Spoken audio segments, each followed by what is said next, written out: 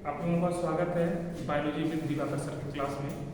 आज हम बायोलॉजी का जो फर्स्ट चैप्टर है 11th का उसके बारे में उसके कुछ टॉपिक पे स्टडी करेंगे।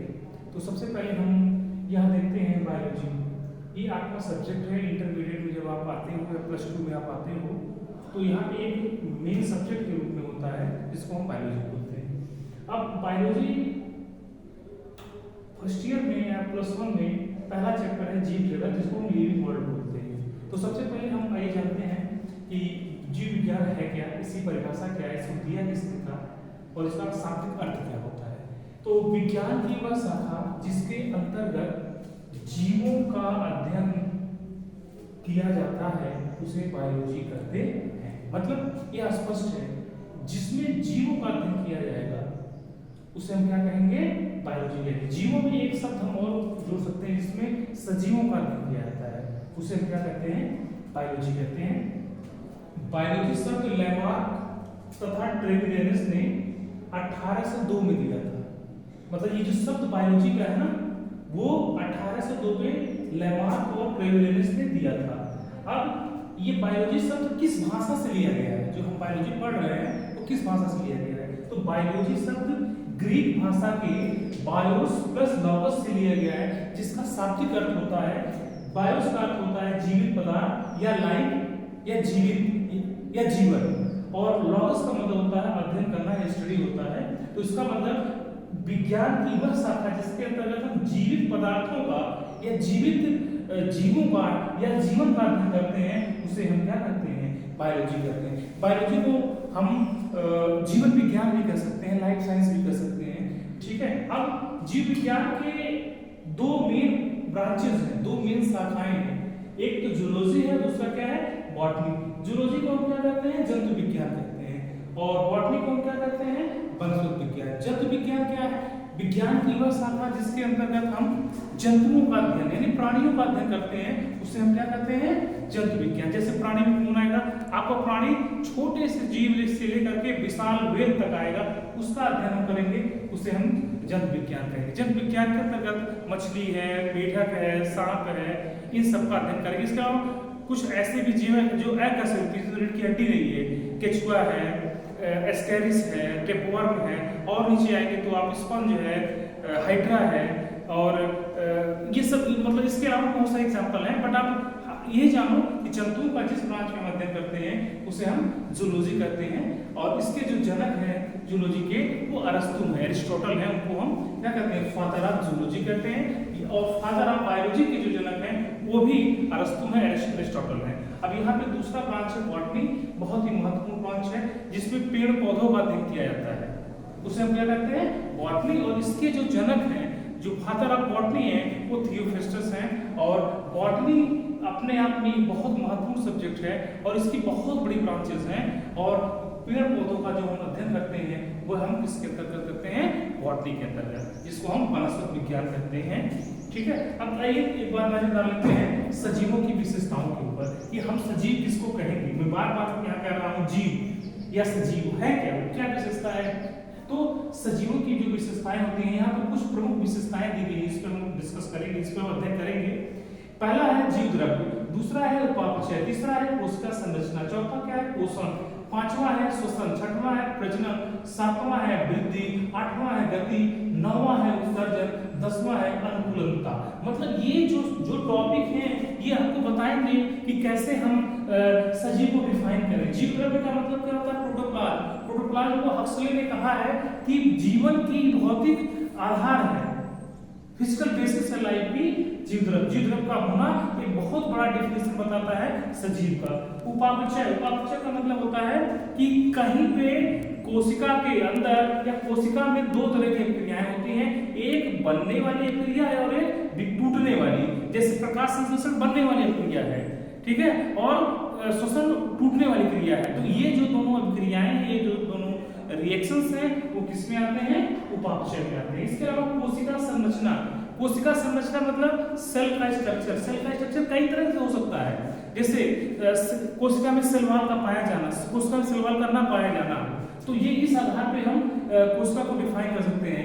कोशिका के आधार पर जीवों को दो भागों में बांटा गया है। कुछ जीव ऐसे हैं जिसमें केंद्रक पूर्ण विकसित होता है, उनको हम क्या कहते हैं, उनको हम यूकैरियोट्स कहते हैं। और कुछ जीव ऐसे हैं जिनमें केंद्रक पूर्ण विकसित नहीं है या पूर्ण विकसित केंद्रक का अभाव होता है, उनको हम यूकैरियोट्स बोलते हैं। तो उसके आधार पर जीव दो प्रकार के पोषण। पोषण का मतलब किसी भी जीव के द्वारा अपने भोजन लेने की जो प्रक्रिया है या भोजन लेने का जो प्रोसेस है वही पोषण है। तो पोषण के आधार पर भी जीव में बहुत बड़ी विविधता है। जैसे कुछ स्वपोषी होते हैं, कुछ परपोषी होते हैं, ठीक है। स्वपोषी का मतलब जो अपना भोजन खुद बनाते हो, जैसे बैक्टीरिया आते हैं, पौधे आते हैं, ये सारे किसमें आते हैं, स्वपोषी आते हैं। और हरे पौधे भी इसमें आएंगे, प्रकाश संश्लेषण इसमें होगा। और परपोषी का मतलब जो अपना भोजन खुद नहीं बना सकते, जो किसी के ऊपर निर्भर करते हैं, उनको हम क्या बोलते हैं, परपोषी बोलते हैं। जैसे गाय है, गाय घास खाती है, अपना भोजन खुद नहीं बना सकती। लेकिन घास क्या है, घास अपना भोजन खुद बनाता है, तो वो क्या है, वह स्वपोषी हो गया। गाय क्या हो गई, परपोषी हो गई। इसके अलावा श्वसन, श्वसन किससे करते हैं? श्वसन का मतलब ये नहीं होता सांस लेना, श्वसन का मतलब कि हमारे खाद्य पदार्थ का टूटना किसके अवयव में, अपने अवयव में टूट जाए। जैसे ग्लूकोज का कार्बन डाइऑक्साइड और वाटर में टूटना ही क्या है, श्वसन है, जिसके फलस्वरूप 38 एटीपी की ऊर्जा निकलती है, 38 एटीपी या 673 किलो कैलोरी की ऊर्जा निकलती है। तो वह जो रिएक्शन है वह श्वसन। अगला है प्रजनन। प्रजनन का मतलब है कि किसी भी जीव के द्वारा ऐसी क्षमता जो अपने समान संतान को उत्पन्न करे, उसे हम क्या कहते हैं, रिप्रोडक्शन कहते हैं। रिप्रोडक्शन दो तरह का होता है, एक होता है अलैंगिक जनन, दूसरा होता है लैंगिक, एसेक्सुअल और सेक्सुअल रिप्रोडक्शन। इसके अलावा वृद्धि की बात करते हैं तो देखो ये वृद्धि जो टॉपिक है वो अपने आप में बहुत कंट्रोवर्शियल, विवादात्मक है। इसको हम सजीव का डिफाइन की परिभाषा नहीं कर सकते हैं या डिफाइन प्रॉपर्टी नहीं कर सकते, क्योंकि पहाड़ है उसमें भी वृद्धि होता है, फिजिकल इंटरफेरेंस के कारण उसमें भी वृद्धि होता है। तो यहाँ पे वृद्धि की जो बात आती है वह अपवाद के स्वरूप में आती है, ठीक है। अगला है गति। बहुत सारी गतियां होती हैं शरीर के अंदर, जैसे हार्ट का मूवमेंट करना, किडनी का मूवमेंट करना, हमारे इंटेस्टाइन का मूवमेंट करना। तो ये सारी चीजें, ये जो गतियां हैं वो सजीव के लक्षण को दर्शाती है। उत्सर्जन है, उत्सर्जन का मतलब किसी भी जीव के द्वारा हानिकारक नाइट्रोजन युक्त पदार्थों को शरीर से बाहर निकालना क्या कहलाता है, उत्सर्जन कहलाता है। इसके अलावा अनुकूलता। अनुकूलता मतलब जैसे मान लीजिए बहुत सारे जीव हैं वह अपने आप को मौसम के हिसाब से अनुकूलित कर लेते हैं। जैसे हम ही लोग हैं, आज ठंडक है तो वूलन कपड़े पहने हुए हैं, गर्म कपड़े पहने हुए हैं।